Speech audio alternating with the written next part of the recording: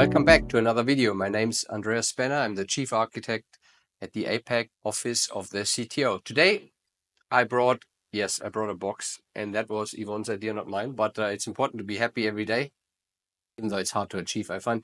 But the topic I brought today is about observability for distributed and federated environments. So that's a mouthful.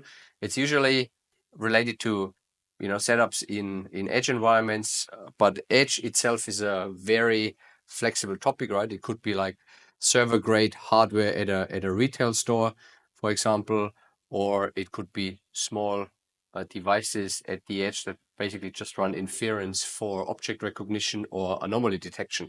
So this topic is powered by what we call at Red Hat validated patterns. A validated pattern is a live reference architecture or blueprint, you could also call it. So that validated pattern, VP, is basically code. And that code deploys, in that case, the observability infrastructure to your central environment, in that case, an OpenShift cluster that runs as observability hub, and the edge environments.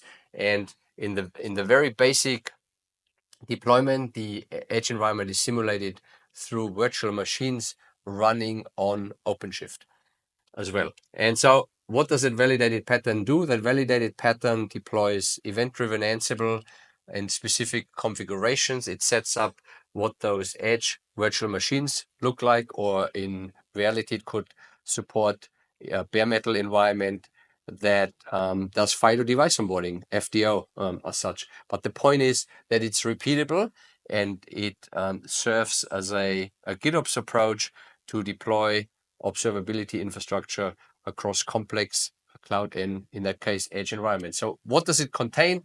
In that case, as the OpenShift Observability Hub shows here, it uses OTel. OTel is actually, I didn't know that, but OTel is the second largest CNCF project after Kubernetes, which is very promising and also a reason why we use it and focus on it.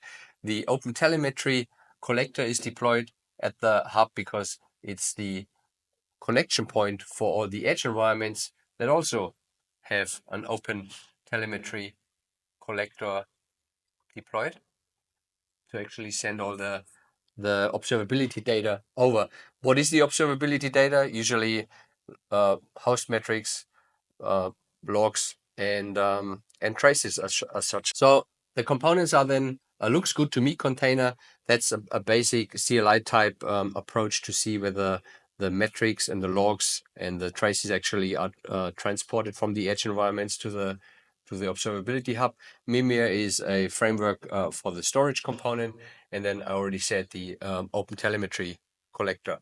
Then what's not visible here is the AAP, so the Ansible application platform that is the underlying construct to actually deploy all this. And then we have as many edge environments as you need. And scalability is obviously a very important topic on the in the edge environment. So that's a quick intro.